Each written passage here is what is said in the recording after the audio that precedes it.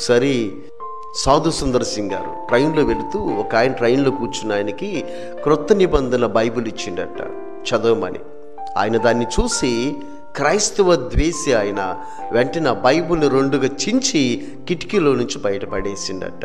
అప్పుడు ఈ సాధు సుందర్ సింగ్ గారు అడిగిండట, అయ్యా నీకు వద్దనుకుంటే తిరిగి నాకు ఇస్తే మరొకరికి ఇచ్చేవాడిని కదా, ఎందుకు అనవసరంగా దాన్ని చించి పడేసినావు అని.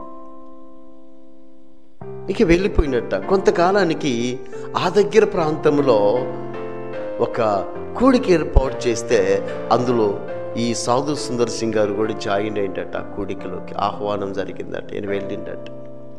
వెళితే ఆ కూడికలో ఆ కూటములో ఒక ఆయన విశ్వాసి సాక్ష్యం చెప్తున్నాడట.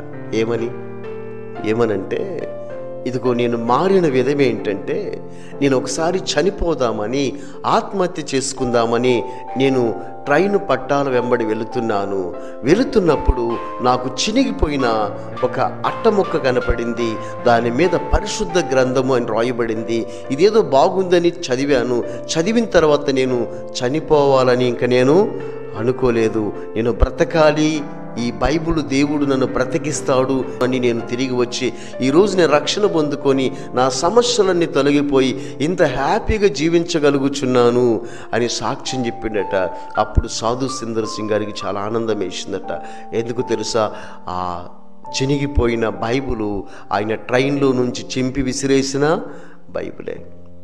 ఒక వ్యక్తి కోపముతో చింపి విసిరేసిన బైబిల్ కూడా సువార్త చెప్పి ఒక వ్యక్తిని బ్రతికించింది, ఒక వ్యక్తికి రక్షణను అనుగ్రహించింది. అప్పుడు సాధు సుందర్ సింగ్ గారు నాకెందుకులే ఇతను బైబిల్ చింపేవాళ్ళలాగా ఉన్నాడని అతనికి బైబిల్ ఇవ్వకపోతే ఆ రక్షణ ఆ వ్యక్తికి దొరికేది కాదు.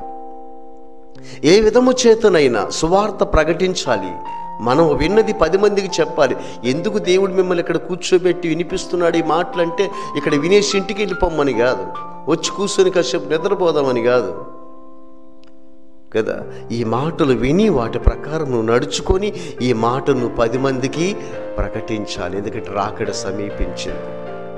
ఆయన తిరిగి ఇజ్రాయేలు దేశానికి రావడము, అక్కడ ఎలీషా గారి దగ్గరికి వెళ్ళడము, ఆయన యొర్దాను నదిలో 7 మార్లు మునగమంటాం, మునిగిన తర్వాత కుష్ఠరోగం పోయి పసిపిల్ల దేహం వల్ల ఆయన దేహం రావడం, వెంటనే ఆయన దేవుని తెలుసుకోవటము, నిజంగా షోమ్రోను పట్టణమంతా దేవునికి మహిమ కలగటము, సిరియా దేశమంతా దేవునికి మహిమ కలగటం.